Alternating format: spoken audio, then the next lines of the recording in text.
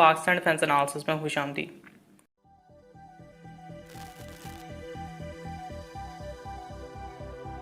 इस हफ्ते की शुरुआत में यूएसए की जानिब से टर्की पर पाबंदियां आयद कर दी गई थी और इसी हफ्ते टर्की ने अपना हिसार A+ का फाइनल एक्सेप्टेंस टेस्ट जो है कामयाबी से मुकम्मल कर लिया है। एसलान और रॉकेटसान की तरफ से जो है जॉइंटली तैयार किए जाने वाला हिसार A+ अब अपने फाइनल एक्सेप्टेंस टेस्ट जो है मुकम्मल कर चुका है और अब इसकी मास प्रोडक्शन पे फोकस किया जाएगा। हिसार A+ जो है हिसार A का मॉडिफाइड वर्जन है जिसमें रेंज और ऑल्टीट्यूड के हिसाब से मज़ीद एडवांस्ड कैपेबिलिटीज़ मौजूद हैं। हिसार A+ एक टर्किश प्रोडक्शन का एक बहुत अहम प्रोडक्ट होगा, स्पेशली प्रेसिडेंट एर्दोगान की स्टेटमेंट के बाद, जिसमें उन्होंने बताया है कि इस टेस्ट में हमें चंद डिलेज़ का सामना करना पड़ा था क्योंकि चंद पार्ट्स के ऊपर जो है एम्बार्गो को इम्पोज कर दिया गया था, जिसके बाद इन पार्ट्स को टर्की ने खुद इंडिजिनस तरीके से तैयार कर लिया और अब हम जो है अपने रिज़ल्ट को हासिल कर चुके हैं। For information, Hisar defence system के 3 वर्जन्स मौजूद हैं। हिसार A जो कि शॉर्ट रेंज है, हिसार O जो कि मीडियम रेंज है और हिसार U जो कि एक लॉन्ग रेंज डिफेंस सिस्टम है। जबकि एक RF वर्जन भी तैयार किया जा रहा है जो कि लॉन्ग रेंज और मीडियम रेंज के दरमियान यानी हिसार O और हिसार U के दरमियान का होगा। इन तमाम चीज़ों में हिसार A+ और हिसार O+ की डेवलपमेंट जारी है। कंबाइंड विद द फैक्ट कि टर्की के पास S-400 मौजूद हैं और अब एक मुकम्मल इंडिजिनस डिफेंस लेयर मौजूद है, टर्की का डिफेंस जो है एक बहुत ही हाई क्वालिटी की जानिब इशारा कर रहा है।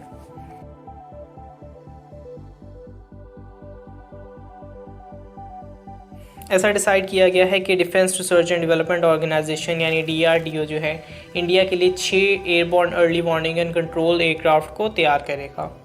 इंडियन गवर्नमेंट सोर्सेज की जानिब से डिसाइड किया गया है कि एयर इंडिया की जानिब से 6 एयरक्राफ्ट्स को लिया जाएगा और थस शायद ये इस बात की जानिब इशारा है कि इंडिया की 6 A330 एयरबस की डील जो है वो कैंसिल की जा रही है और मे बी फंड्स की रिस्ट्रिक्शंस की वजह से इन डोमेस्टिकली मौजूद एयरलाइनर्स को AWACS में कन्वर्ट किया जाएगा। इस मामले में 6 A320 एयरलाइंस जो हैं एयर इंडिया के इस्तेमाल होंगे।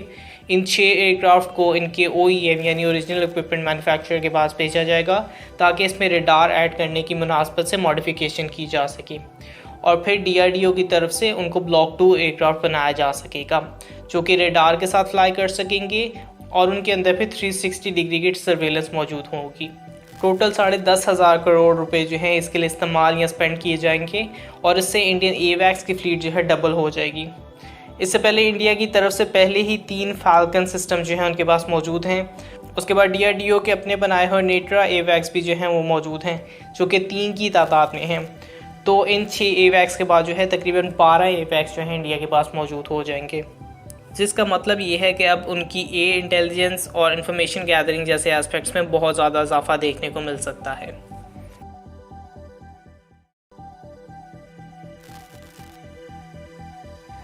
Chief of air staff general Qamar Javed Bajwa और chief of air staff Mujahid Anwar Khan ने गुजरांवाला के करीब एक एक्सरसाइज का विजिट किया जहां पे एयर स्पेस मैनेजमेंट और लॉन्ग रेंज डिफेंस सिस्टम जैसे वेपन्स के ऑप्टिमम इस्तेमाल पे एक्सरसाइज की जा रही है। इस एक्सरसाइज में जैसा मैंने बताया है या मेंशन किया है कि एयर डिफेंस पे इस एक्सरसाइज में सबसे ज़्यादा तवज्जो दी गई है, इसलिए एक पूरी इंटीग्रेटेड डिफेंस लेयर जो है इसमें सेटअप की गई है जिसमें तमाम आर्म फोर्सेस के डिफेंस सिस्टम्स को इस्तेमाल किया जा रहा है, यानी पाकिस्तान आर्मी, एयर फोर्स और पाकिस्तान नेवी, और इनके दरमियान साइनर्जी हासिल करने की कोशिश की गई है जिसमें डिफेंस सिस्टम्स आ जाते हैं, मैन्यूवरिंग फोर्सेस शामिल हो जाती हैं और तमाम के तमाम एरियल प्लेटफॉर्म शामिल हो जाते हैं जिसमें फाइटर एयरक्राफ्ट, हेलीकॉप्टर और ड्रोन वगैरह सब शामिल हैं ताकि एनिमी को रिस्पॉन्स देने में महारत हासिल कर ली जाए। चीफ ऑफ आर्मी स्टाफ ने ऑपरेशनल रेडीनेस, आर्मी की प्रोफेशनलिज्म की तारीफ़ की है और इत्मीनान का इजहार किया है, लेकिन इसके साथ बेहतर कोऑपरेशन, सिंक्रोनाइजेशन और इंटीग्रेशन पर जोर देने का कहा है ताकि आने वाले कॉम्प्लेक्स और बदलती हुई बैटलफील्ड रिक्वायरमेंट्स को चैलेंज किया जा सके। इस एक्सरसाइज में शायद सबसे मेजर डिफेंस सिस्टम जो है वो LY-80 डिफेंस सिस्टम था जिसके टेस्ट हालिया दिनों में भी किए गए थे। एक इम्प्रेसिव डिफेंसिव लेयर को सेटअप करना पाकिस्तान के लिए बहुत ज़्यादा अहम होने वाला है क्योंकि इसके इम्पैक्ट्स के बगैर मुस्तकबिल में हमारी डिफेंस कंडीशंस बहुत ज़्यादा मुश्किल हो जाएंगी। FT-3000 भी जो है होपफुली इस डिफेंसिव इंटीग्रेटेड लेयर में जल्द शामिल हो जाएगा।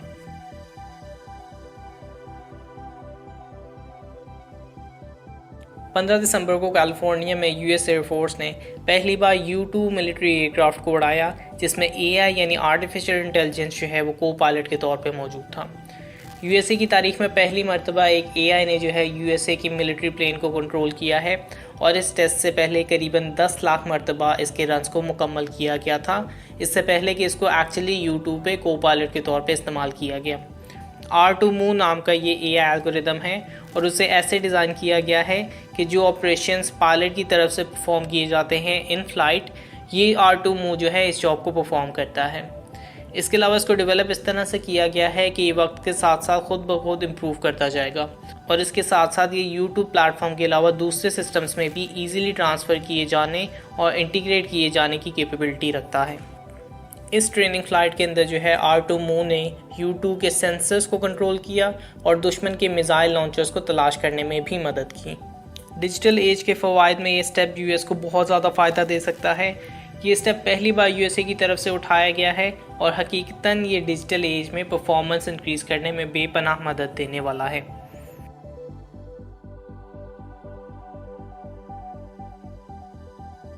तकरीबन 44 साल के बाद जो है इस मौजूदा वक्त में चाइना ने कामयाबी के साथ चैंग E5 मिशन को मुकम्मल किया है और चांद पे ना सिर्फ चाइना ने अपना परचम बुलंद किया है, मुख्तलिफ एक्सपेरिमेंट्स किए हैं, बल्कि कामयाबी के साथ चैंग E5 ने ज़मीन की वापसी पे चांद पे मौजूद पत्थर और चांद के सैंपल्स भी इकट्ठे किए हैं जो कि अब ज़मीन पे मौजूद हैं।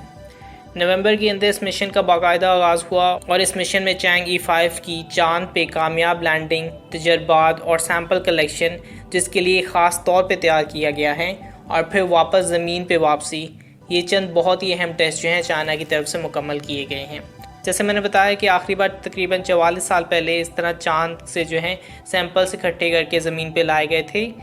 तो इसकी सिग्निफिकेंस जो है वो बहुत ज़्यादा बढ़ जाती है। चाइना का सिर्फ यही प्लान नहीं है, मज़ीद इसमें चैंग E6, E7, E8 की तैयारी को किया जा रहा है। E7 और E8 जैसे मिशंस के लिए मुतल्लिका ममालिक से जो है एक साथ काम करने पे भी बात की जा रही है, ताकि चांद के ऊपर एक मुकम्मल तौर पर परमानेंट बेस को कायम करने के हवाले से फिजिबिलिटी स्टडीज़ को किया जा सके और इवेंचुअली चांद पे एक मुकम्मल बेस को कायम किया जा सके। चैंग E5 चाइना का लूनर एक्सप्लोरेशन प्रोग्राम है, जो कि चाइना के रॉकेट लॉन्ग मार्च 5 के ज़रिए लॉन्च करवाया गया था 23 नवंबर को, जबकि 1 दिसंबर को ये मून पे लैंड कर किया गया था और 23 डेज़ की मून एक्सप्लोरेशन के बाद ये अर्थ पे लैंड कर गया है। लाइक सब्सक्राइब और अगर आपको कोई फीडबैक है तो कमेंट बॉक्स में जरूर डालिए। तब तक के लिए पीस आउट, पाकिस्तान जिंदाबाद।